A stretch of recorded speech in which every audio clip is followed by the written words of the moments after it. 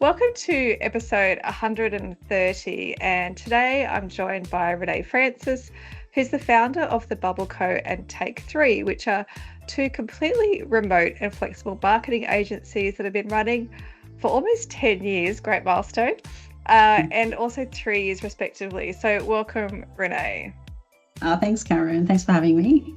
It's great to have you on. We first met a couple of years ago at a conference, and the world's changed a lot since then.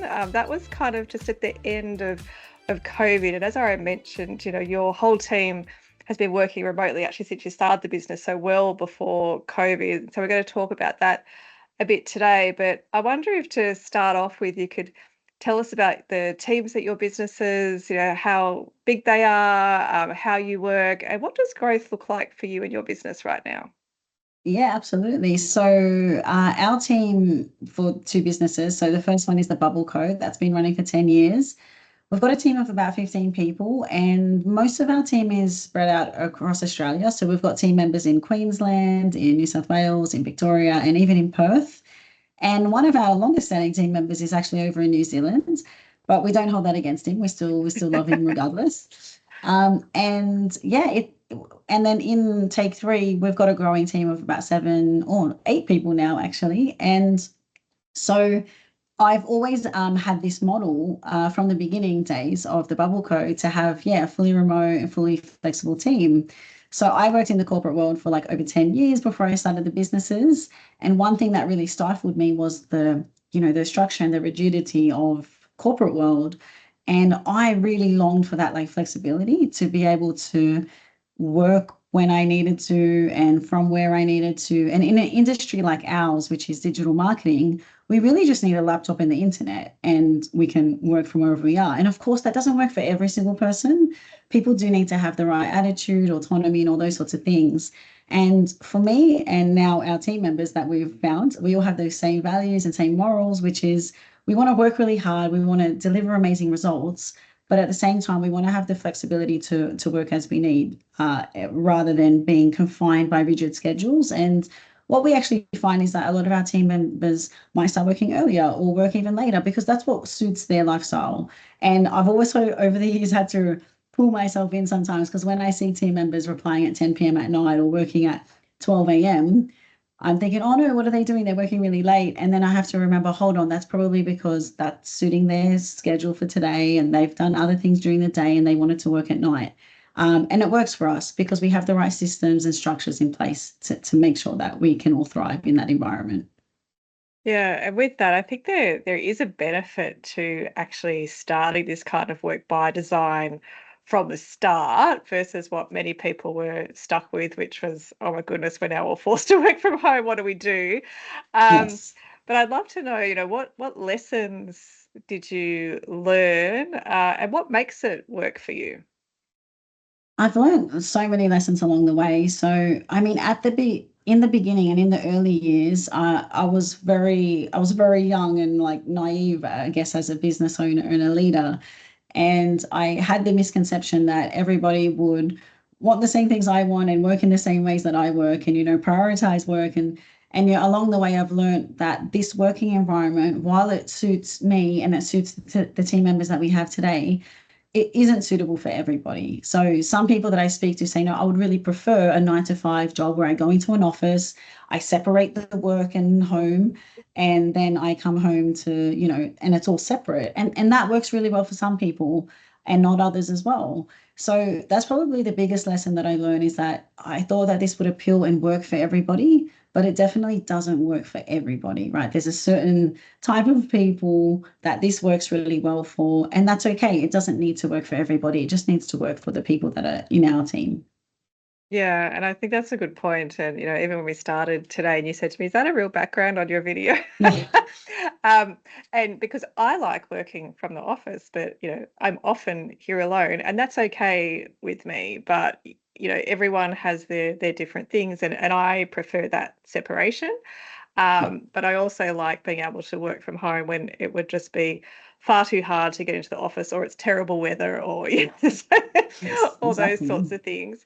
Um, but with your business, because you are, all at home, how does that look from a hiring perspective? So if you've got people that are earlier on in their career, Yeah. are they really suited to this kind of environment if they don't have that person physically alongside of them? Or, has that been a challenge? How does that work for you? Yeah, definitely. What a great point. So the short answer is no, it doesn't suit them. And then I found over 10 years, only two exceptions to that, what I just said. Yeah, So we tend to hire mostly people who have, probably at least 8 to 10 years of experience in the yeah, working world. We also tend to hire people who have done some sort of freelancing or contracting before, because then this type of work environment really suits them, where they're autonomous and can choose their own hours to an extent. And I do want to stress that when we say like flexible work and working from home, a lot of larger corporations will coin the term flexible work when they're allowing their team members to perhaps work from home 2 days a week, or something of that nature. But our work is like truly flexible in that, like I said, people can start working really early in the morning or work late at night. So, we've got quite a few working parents in our team, and several of those like to get up early, do a lot of work.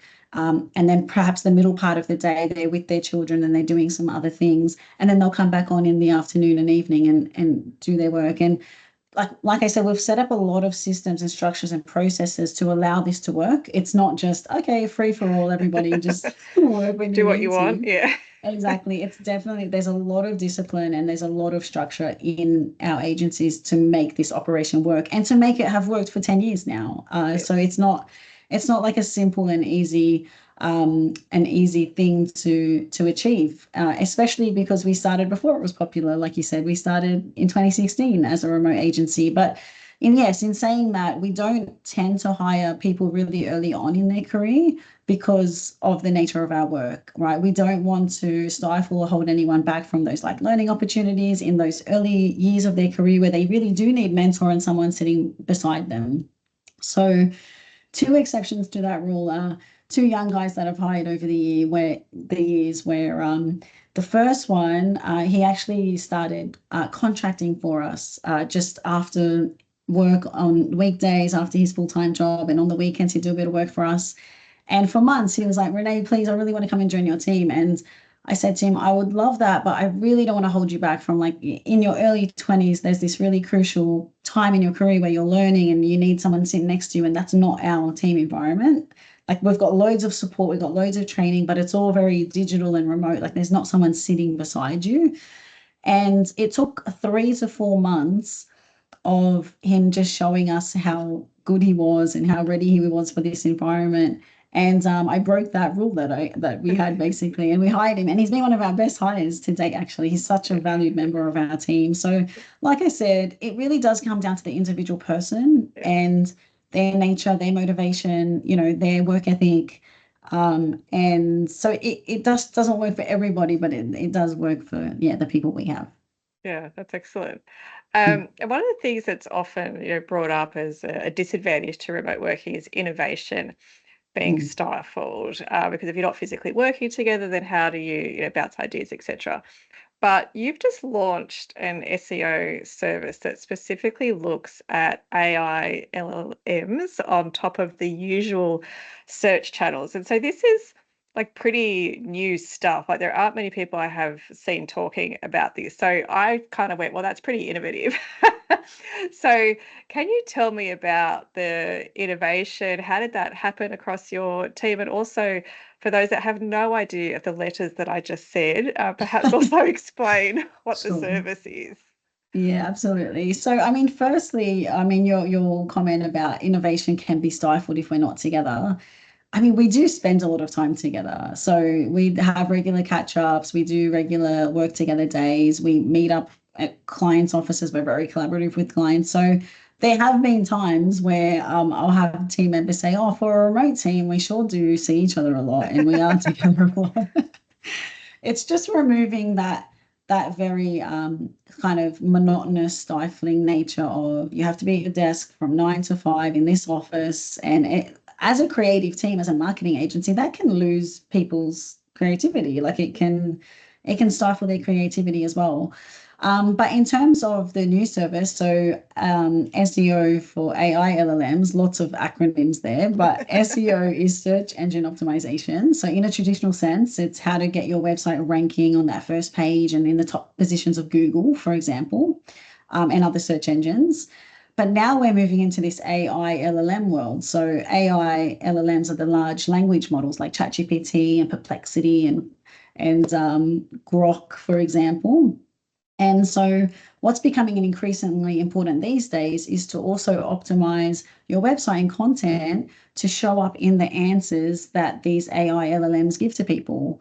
And so, part of our new service offering is an extension on traditional SEO to make sure that, yeah, your content and website and your products and your services show up in these answers that ChatGPT is giving out to people.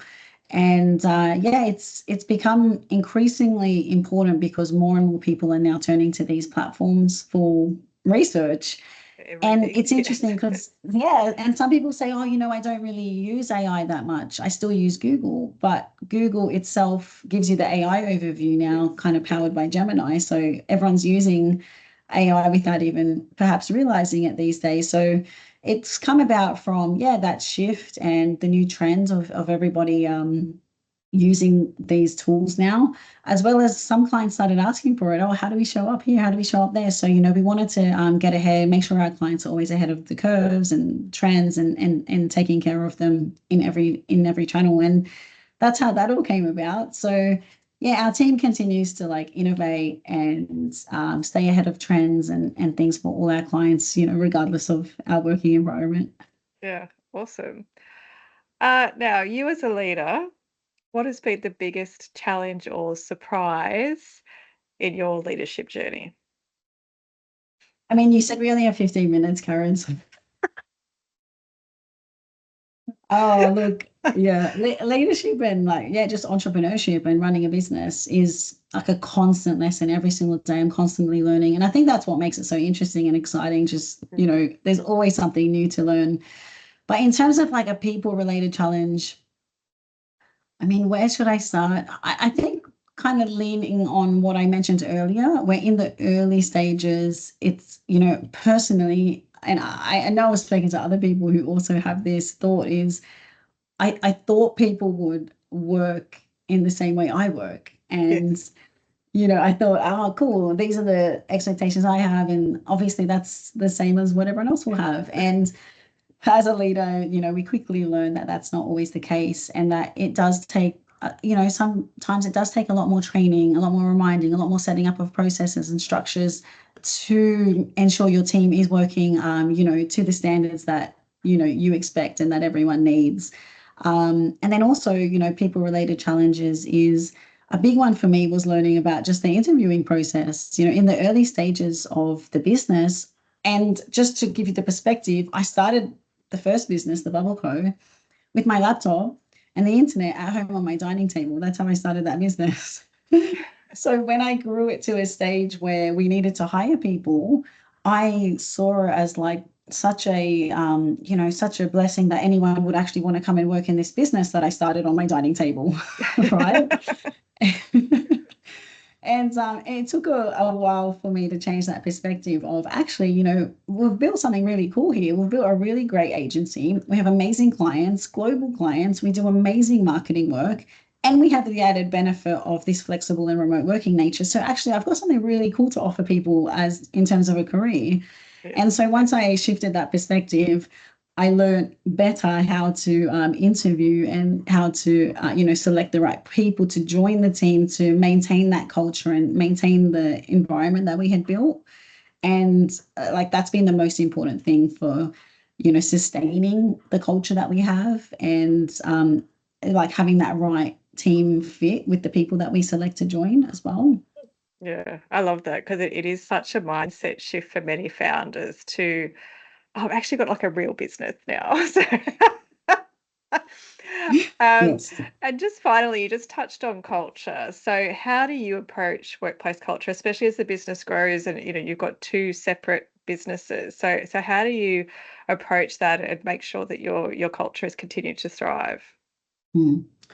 Culture's always been really important for me because, as I mentioned, I spent 10 years in the corporate world. And while I had some good experiences in culture, because I worked across 10 different businesses, right? And there were some places that had really great culture and then some that really did not. And actually, those places taught me the most. I learned the most about when I started the business, how I wanted the culture to be. And I always wanted to have a very supportive and culture, a very learning and educational orientated culture, and like a psychologically safe culture as well. And so the way that we approach culture is to like create all those elements into a nice environment. And being remote, like we add a lot of like extra things into our sort of team. So for example, we do things called team drives, and some of those team drives are like a health and fitness challenge for a month or two, and there are prizes involved. Some of them have been more about well-being, where other things are added in, like reading or meditation or how much water you can like drink in a day. I mean, not, without going overboard, but like healthy Try and amounts of keep to your water. 2 liters. Yeah. Exactly. And then we've had more work-related ones where we're like, right, what's the most creative campaign we can come up with for a client, for example? And then we go ahead and present it to them. And we, like I said, we have regular catch-ups. We do a lot of really nice things in the team that keep each other connected throughout the day. I mean, we just have a channel in our group chat, one channel just specifically just for learning, one for like group updates, one for, there's a lot of banter that goes in there. And just the culture that we've been able to create with everyone being remote, like I'm so proud of it. I'm not sure if we ever spoke about this, but last year in 2024, we actually got nominated in the CommBank Business Awards for the best place to work of 2024 excellent. in Australia. Congratulations. And Amazing. thank you. And it was like, that was such like a full circle moment for us, because starting a business based on being in corporate for 10 years and not liking the culture and some of the things that I experienced there, and then wanting to build a flexible, remote, supportive, cultured business, but then for it to be recognized as like a finalist as one of the best places to work, that was really like fulfilling for me, for sure. Oh, amazing. Excellent. Well, thank you so much, Renee. I've really enjoyed the conversation. It feels to me like it's gone super quick, but I could talk for hours about all of these things. But thank you for joining. What's the best way that people can get in touch with you if they want to talk about SEO for their business, digital marketing, or even just get some tips on remote working? Yeah, for sure. LinkedIn's a great way. So you can just type in my name, Renee Francis. You'll see me pop up. And yeah, feel free to connect and send me a DM. And you can also reach out to us through both websites. So the bubbleco.com.au or take3.io. Excellent. I will put the links to those in the show notes as well for everybody. And for those listening, if you've received value from this episode, I'd love it if you could leave a rating or a review over Apple Podcasts or Spotify so someone else can find the episodes to help with their business.